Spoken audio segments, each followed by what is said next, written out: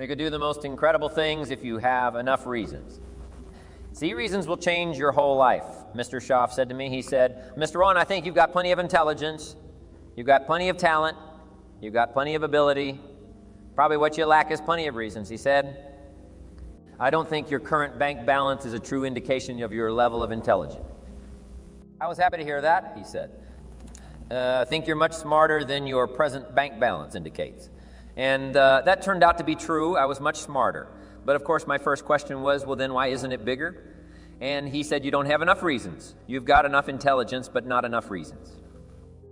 So see, reasons can change your life. Here's what else I found out. Reasons come first, answers come second. You don't get the answers to do well till you get the reasons. Life has a mysterious way of hanging on to all the answers and only gives them up to the people that are inspired by reasons. So reasons make the difference in how your life works out. Now, what are some of the reasons for doing well? Let's go through a quick list called reasons for doing well. First is personal reasons. Some people do well for recognition. Some people do well for respect. Some people do well for the way it makes them feel. They love the feeling of being a winner. Those are good reasons. I have some millionaire friends that keep working 10, 12 hours a day, making more millions, and it's not because they need the money. It's because they need the joy and the satisfaction and the pleasure that come from being a constant winner. And see, it's not just the money anyway. It's the journey, not the money. Once in a while, somebody says to me, boy, if I had $1 million, I'd never work another day in my life. That's probably why the good Lord sees to it. They don't get their million, right? They'd quit. Okay, next is family reasons. Some people do extremely well for other people, and that's powerful. Human beings can greatly affect each other. Sometimes we will do things for somebody else we will not do for ourselves. We are made that way. I met a man one time who said, Mr. Rohn, to do all of the things I want to do with my family around the world. He said, I got to have at least 25 of $1 million a year. I thought, incredible. Could a guy's family affecting that much? And the answer is, of course, how fortunate are the people that find themselves greatly affected by somebody for personal achievement, and we are affected, the writer of a recent song said. If not for you, the winter would hold no spring. Couldn't hear a robin thing. I just wouldn't have a clue if not for you, so we can be affected. That might be one of the most stimulating reasons to do well, finding somebody. When Andrew Carnegie died, the wee little Scotsman that built the big steel industry, when he died, they opened up his desk, and in one of those drawers they found a slip of paper. On that piece of paper, Mr. Carnegie had written his goal for his life, and he wrote it when he was in his 20s. And on that piece of paper it said, I'm going to spend the first half of my life accumulating money. I'm going to spend the last half of my life giving it all away. What a goal he got. So inspired by that goal that the first half of his life, he accumulated $450 million, and the last half of his life he gave it all away. Good question tonight. What's got you turned on? What's got you bombed out of sight to get up early and stay up late and hit it all day? Next question. What's got you turned off? When I found the answers to those two questions, my life exploded into change. I finally found out what had me turned off, and I got that cured. And then I got me a long enough list of reasons to turn me on. And once the lights went on for me, age 25, they've never gone out. I've fallen out of the sky a few times, but I've never lost that drive to make something unique out of my life. See, reasons altered my whole life. Now there's another list of reasons called nitty-gritty, hard little reasons. Sometimes those little reasons are the most powerful reasons that can change your life. Sometimes it doesn't take much. Now I carry several $100 in my money clip. It's only a few $100, but it was one of those reasons turned my life around. Just before I met Mr. Shelf, I heard knock at the door.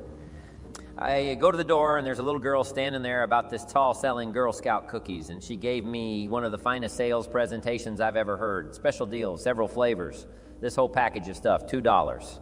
Zero and with a big smile. She very politely asked me to buy, and I wanted to. Big problem, I'm broke, I don't have 2 dogs, and to this day I can remember the pain and the embarrassment. I'm a father, I'm a husband, I've been to college, I'm working, I'm 25. I don't have $2, Zero and I didn't want to tell her that for some reason.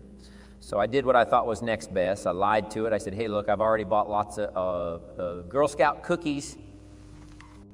I've still got plenty stacked in the house, which was not true, but it seemed to get me off the hook for the moment. She said, well, gosh, that's wonderful. Thank you very much, and she went away. When she left, I closed the door, and that was the day I said to myself, I don't want to live like this anymore. I've had it with lying, and I've had it with being broke. I'm never going to let this happen to me ever again. I promised that day I would work as hard as possible and would always carry plenty. It took me a little while, but now I do. It was one of those reasons. And I guess I carry plenty for two reasons. One is the way it makes me feel, but also in case I bump into another Girl Scout selling cookies. All right, I'm ready. I walked out of the Bank of America one time up in Saratoga, California, where I used to live. Two little girls selling candy right outside the bank. Glad place, some girl's organization they're working for, right? I come walking out of the bank. This first little girl walks up to me. She said, Mister, would you like to buy some candy? I said, I probably would. What kind is it? She said, it's almond roca. I said, my gosh, that's my favorite. She said, wonderful. I said, how much is it? She said, it's just $2. Zero. I thought, incredible. I said, how many boxes of that candy have you got? She said 5, and her little friend was standing there. She was selling candy too. I said, how many boxes have you got? She said, I've got 4. I said, that's 9. I'll take them all. They said, read. She said, yeah, it's my favorite. I've got some friends. I'll pass them around. They got so excited, put all this candy together. I reached in my pocket and gave them the $18. When I've got the candy and they've got the money, the first little girl looks up at me. She says, Mr. Burns, you're really something. How about that? Can you imagine only spending $18? Zero, and have somebody look at you in the face and say you were really something. Now, you know why I carry heavy, right? I'm not going to miss anymore. It was just one of those reasons helped to change my life. One of my nitty-gritty reasons was budget finance. Budget finance used to grind my soul. Way back in those early days, I had fallen for one of those consolidation loans where you take all your little hard-to-pay bills, put them into one big, impossible-to-pay bill, right? I would get 4 or 5 payments behind this. One guy used to call me day and night, and I don't think they're allowed to do that anymore. Harassed me, threatened to run me in front of the judge, threatened to ruin my credit, threatened to embarrass my family one day. He said, we're going to come get your car, drag it rear, end up down the street in front of your neighbors. He called me a flake. And back in those days, I'm broke. I'm pitiful.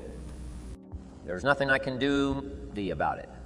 But I never forgot how the guy treated me. And when I met Mr. Show and I got my life started, straightened out, and the money started to flow, that was one of my first projects, budget finance. I poured it on day and night. I finally put all the money together I owed him, which was considerable. I picked a day for the payoff, and when the payoff day. The payoff day came. I put the money in small bills in a big briefcase, and I walked into the budget finance office on Wilshire Boulevard. In Los Angeles, the guy who harassed me so often, his desk was about 3 back. I walked right up to his desk, startled. He wondered what I was doing there. It was the first time I'd been there since I borrowed the money, right? Without saying a word, I opened up this briefcase, dumped this pile of money all over his desk. I said, count it. It's all there. I will never be back. And I turned around and stormed out. Now, that might not be noble, but if you haven't tried it, you've got to one time. So it can be the day that turns your life around. All you need is the reason that turns you on.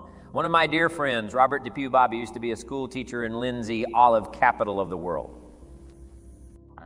Bobby taught school several years, got a little weary teaching school one day, decided he wanted to get into sales. So without telling anybody, he just up and quit his job teaching school and jumped into sales when he did. His brother made fun of him, laughed at him, put him down, said, Roberts, lost his mind, had a good job teaching school. Now he thinks he's a sales. He's going to go down the drain, lose everything. Just put him down something fierce. Bobby said, the way my brother acted when he got into sales, he said, that made me so mad I decided to get rich. And my question for you tonight is it possible to get that man? Of course, wealth is not a matter of intelligence, it's a matter of inspiration. Today, Robert happens to be one of my millionaire friends. Bobby's rich. Frank Sinatra said one time, the best revenge is massive success. It gets you a long enough list of reasons so that after tonight, you never lack for inspiration. You might not have all the answers right away, but you can get the answers if you get the reasons. Your better future is a dream for yourself and for your family. Where do you want to go? What do you want to do? What do you want to be? What do you want to see? You got to dream dreams.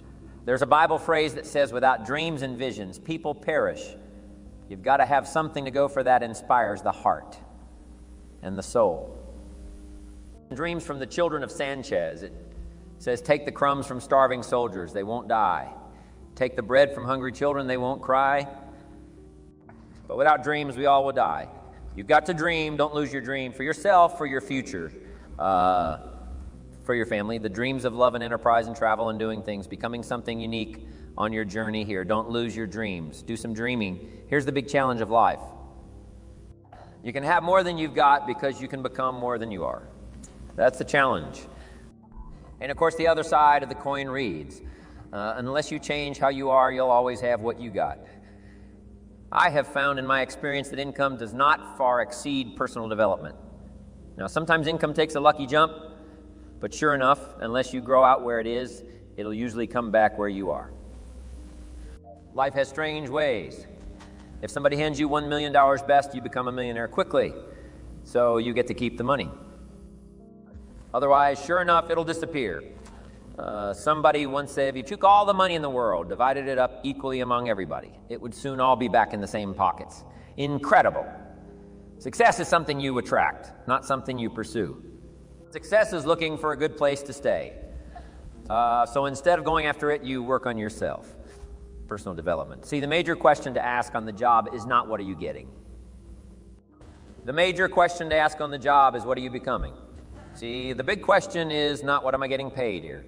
The big question is what am I becoming here? Because true happiness is not contained in what you get. Happiness is contained in what you become.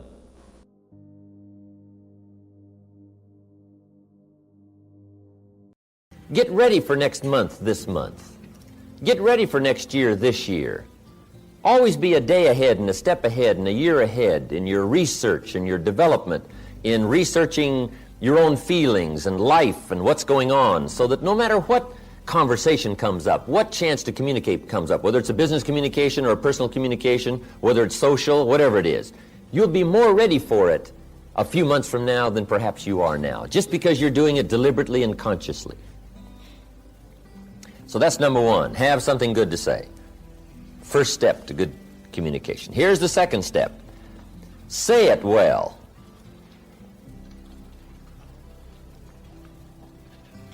Part of communication is saying it well.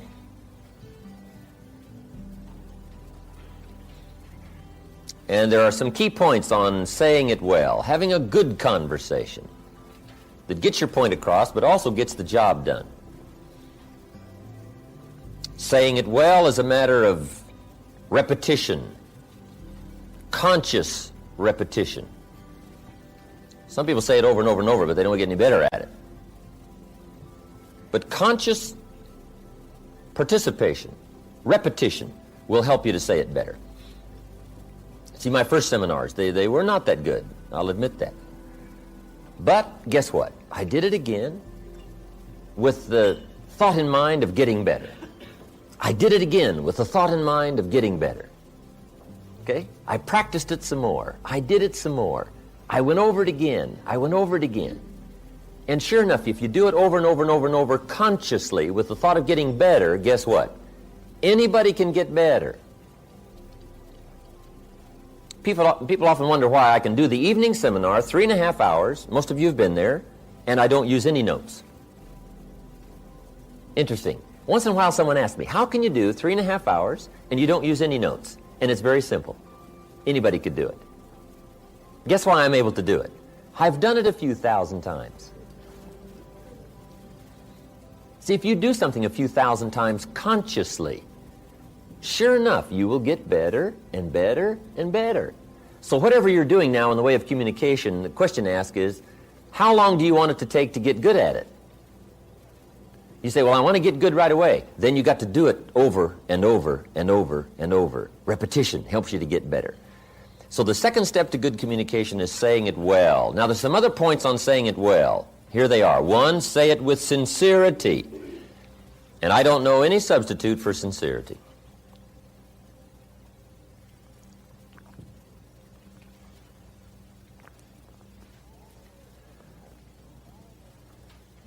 Almost everybody wants the feeling from someone else that you are being sincere, that you're not playing games with me, that you're really disclosing to me your true feelings, your true awareness, what's going on in your life and your heart and your soul and your mind. Sincerity, there's no substitute for that.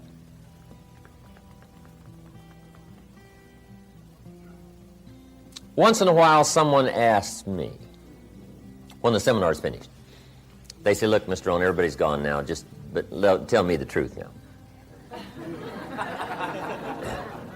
That story you tell about meeting Mr. Schoaf when you were 25 years old, and he hired you, you went to work for him, spent 5 years with him, he taught you the principles, how to turn your life around. He said, now that's just a story, right? That didn't really happen. Isn't that just a story to make all this sound good? Isn't that interesting that somebody would ask me if that was just a story or not, or if it really happened? To be sincere, it's got to be true. You just can't come up with sincerity telling an erroneous story.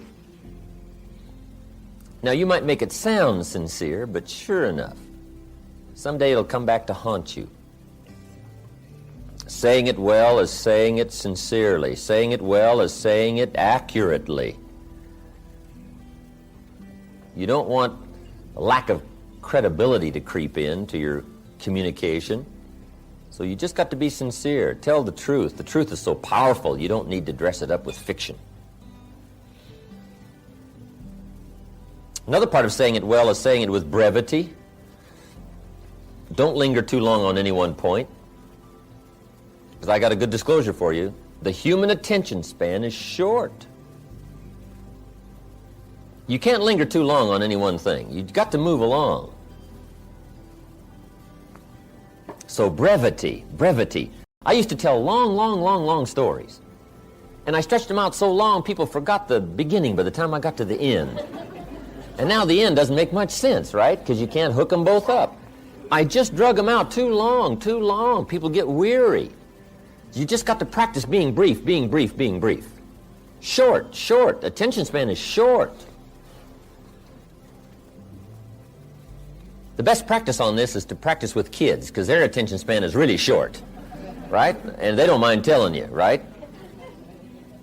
You start talking to the kids, right? And kids say, how long is this going to take, right? I mean, right away they get the feeling you're going to take 30 seconds.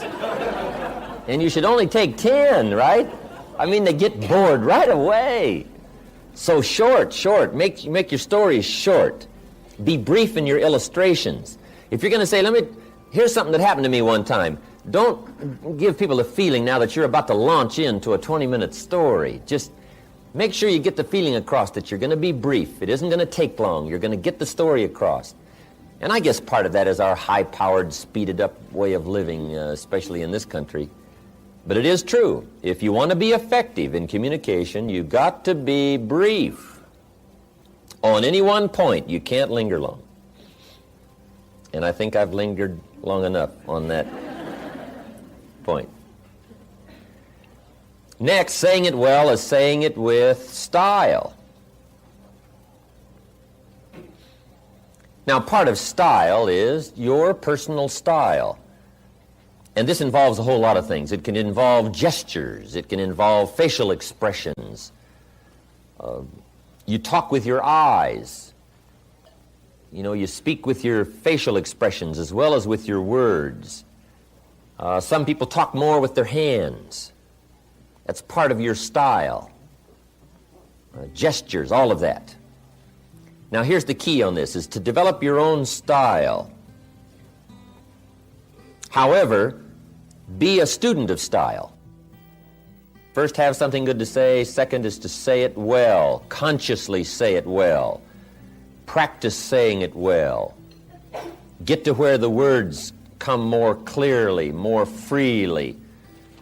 Things you used to stumble over when you talked a year ago, you just correct that. You just correct it so that now it flows better. Shorten the stories, used to be long, now they're shorter. You just do all that consciously.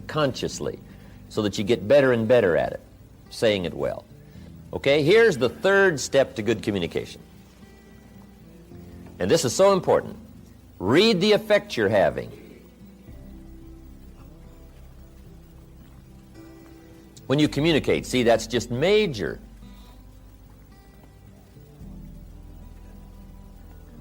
Study your audience, whoever your audience may be. If it's one of your children, you just study what's happening to them while you're talking.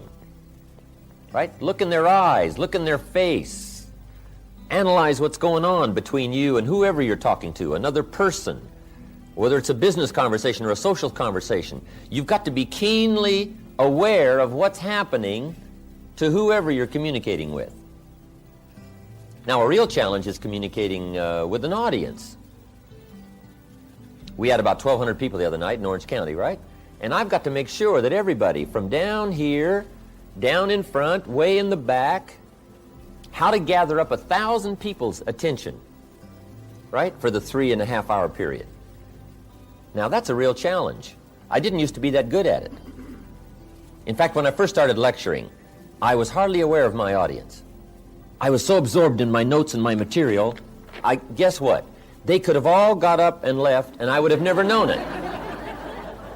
I wouldn't have missed them. I'd have just kept right on talking, right? Because I was so absorbed in the material, I was so absorbed in trying to say it right and do it right, that I was not aware of what was going on with my audience.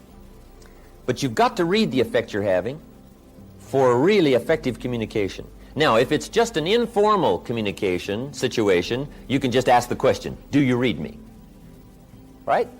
Does it make sense? Did I say it well? And you get this feedback right. So you can actually start checking how you're doing with somebody if it's informal. You can just ask. Okay?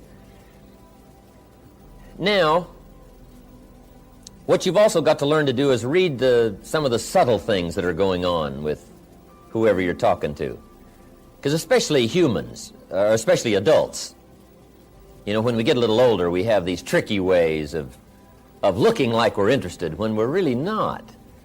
And if you want to be a good communicator, you just got to pick up some of those signals. Now, part of it you can pick up by what we call body language. Some people just sort of quickly disclose their feelings about whether or not you're effective or it's coming across, and they just sort of relay to you by their, what we call body language. It's kind of a new study. I haven't studied that much about it, but there is a book called How to Read a Person Like a Book. How to Read a Person Like a Book by Nuremberg. You just might make a little study on that. Now, don't get too involved in it, because sometimes you can so watch somebody in the way they blink their eyes, and you know, you're looking at their ears and looking at their hair, and now you get too carried away in trying to figure out, you know, all about them. But you can get some indication. But here's what'll play you good no matter what. It's called just pure common sense. You just look at somebody, you can kind of tell. If somebody just folds their arms and they tuck their head down like this, sure enough, you've probably got some more selling to do. I mean, you've got to pour it on, or maybe you should change the subject, or maybe you should quit, right? You just kind of analyze, you know, what's going on here, right? Some things are just fairly obvious. You know, if a guy's leaning toward the door like this, it's probably a sign, right? I mean, you say, oh, I got it, right? Clear.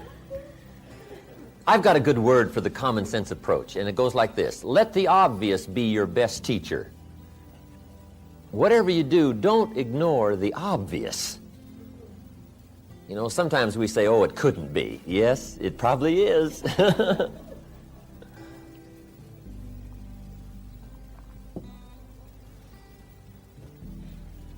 But adults especially, sometimes this is a bit tricky.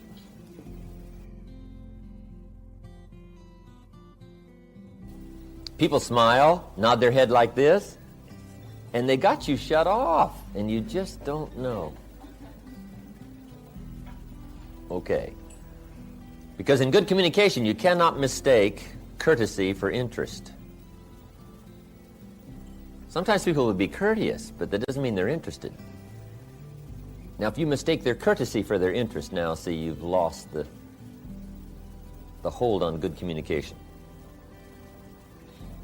Also, you can also develop a sense of picking up signals. I think the women probably have it over on the men when it comes to this sort of sixth sense of being able to tell, no matter what the situation looks like. Women have this uncanny gift. I guess men can develop it, but women already have it. You know, the antenna is out. I mean, they pick up signals nobody else can pick up. I mean, the men don't have a chance. I think part of it is because until the industrialized society came, women were primarily the protectors. The man was the provider, right? He was gone. He was out there getting the game or whatever, and the woman was the protector. So I think the woman has devised these incredible sensitivities to danger and what's going on, what's happening. They're uncanny. Even the Bible says there's sheep and there's the shepherd, and then there's the wolves. That's what it says. Life is kind of like that, shepherd and sheep and wolves. It says also some wolves are so clever, they've learned to dress up like sheep and talk like sheep, I guess. That's what it says. Some are wolves in what? Sheep's clothes. Now, see, you got to be clever. Huh. The man says, well, looks like a sheep, talks like a sheep. Woman says, ain't no sheep. I mean, take my word for it.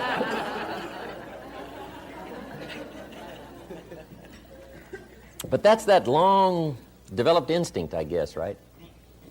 In the middle of the night, she says, wake up, something isn't right out there. He says, right? I mean, he's gone, right?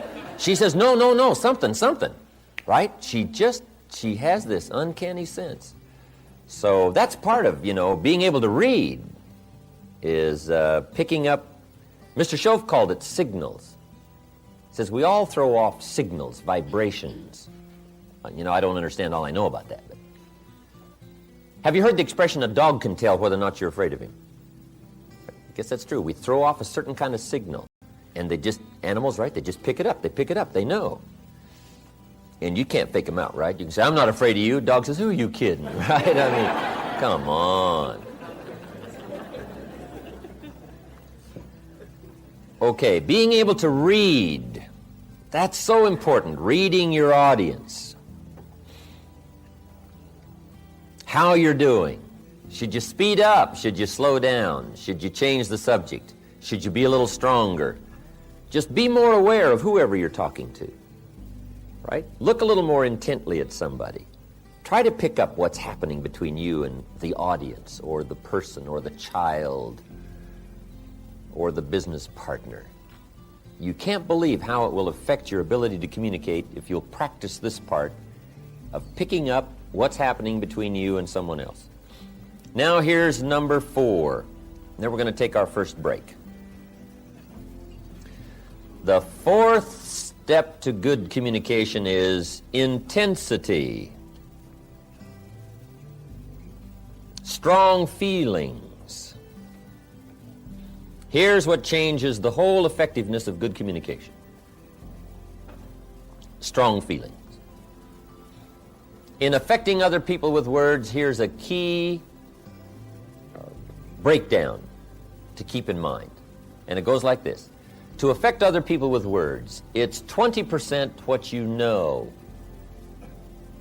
and it's 80% how you feel.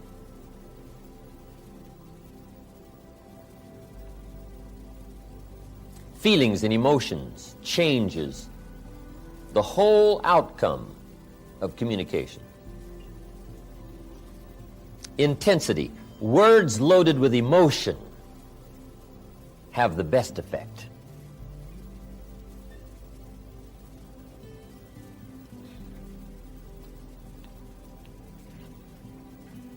Words might be like a little straight pin. right? When a guy buys a shirt, right? It's got all these little pins in it, right? Where they pinned all it together. So you start pulling out all these straight pins. What if I took one of those straight pins and I threw it at you, this little straight pin, and it reached you, hit you in the face or hit you in the arm, hand somewhere, right? You'd feel it if I threw that little straight pin at you. What if I took that straight pin and wired it to the end of an iron bar about that long, right? And I let you have it with that. See, I could drive that pin right through your heart, right? Now, the pin is the words, and the iron bar is the emotions, the feelings, the awareness, the uniqueness of all of that mysterious stuff that humans are made of. If you will learn to put more of you into what you say, put more feelings, more awareness, more uniqueness, strength of character, conviction, strong feelings, whatever that is, just be more aware of putting more of you into whatever you say.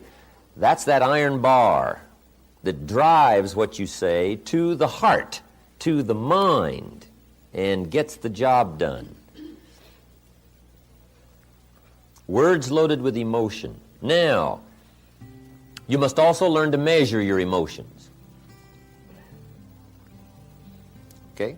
You don't want a major outburst for a minor point. Learn to measure it. Okay? Some conversations or some points may need, right, just a mild blend of emotional feelings. And then another point may need a strong one. But you got to learn to measure that, okay? Not too much for something minor. You don't want to shoot a cannon at a rabbit. Right? It's effective, but you got no more rabbit. So learn to measure your emotions. Now, here's something important. Where does emotion come from? Where do our feelings come from? Here's where they come from. The emotions that can really help in all of your future conversations, communication. It's the blend of all of your experiences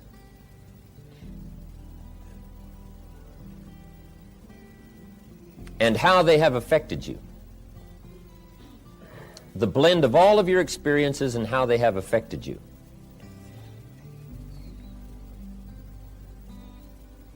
That creates now your emotional content, creates your emotional vitality and worth. So that's part of the getting ready experience on the emotional side. Be aware of your feelings. Be aware of your emotions.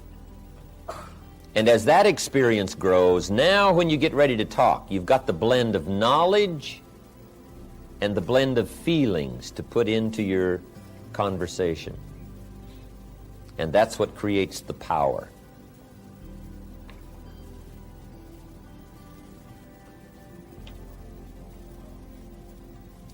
Now I have one more point and we'll take our break.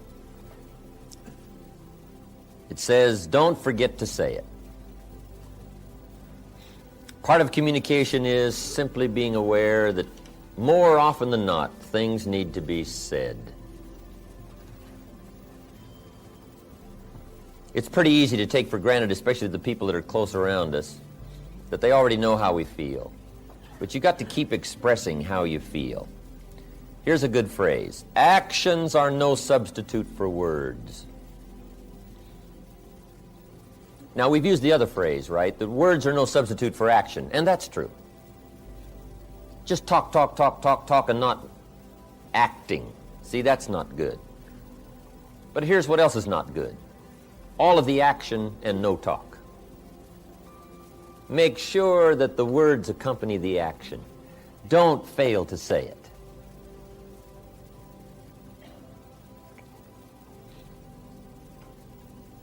Probably one of the greatest difficulties in married life is this breakdown in communication, not clearing the air often enough, not keeping this open dialogue going constantly.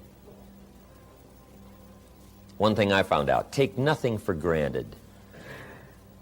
Say, well, surely they understand. Well, just explain it one more time. Just say it one more time. Don't take a chance that whether they know it or not. Bring up the subject again. Make sure it's clear. It's too easy to let it slide and not make it clear.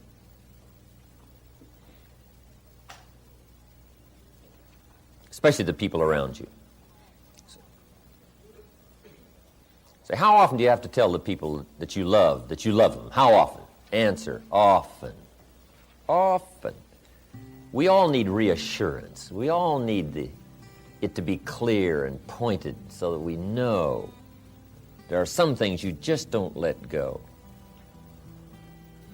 And there are some actions that will only say certain things, they won't say at all. You can give somebody flowers, but flowers won't do all the talking. Flowers say, you remembered. That's probably what flowers say. But flowers don't say, you do incredible things to me. Nobody affects me like you do. Now, see, flowers will talk, but they won't say that. That's the card you've got to put along with the flowers. Let the flowers say whatever they can say, but then don't fail to put the other words with it, because the words are so important. Judy gave me this watch back when I had a birthday in 1972, I believe it was. And it was a neat watch, Le Coultre. If all goes wrong, I can cash the watch in and live for a while, right? I mean, Judy was always doing things like that. Fabulous watch, neat gift for my birthday. But see, better than the watch was what she wrote on the back. I appreciated the watch, but the words were better than the watch. On the back, she had inscribed, "My love for all time. Your Judy, September 1972. See, the watch was neat, but the words. She could have put the words on a Mickey Mouse watch.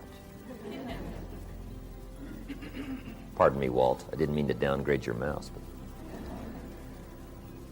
But see, the words were what was really important. So I'm saying, let actions speak, but make sure the actions don't substitute for the words. Make sure you say it. And if you'll make sure you'll say it, you'll get better at it. You'll get the practice. You'll learn to put more feelings in it. You'll learn to say it well, say it better.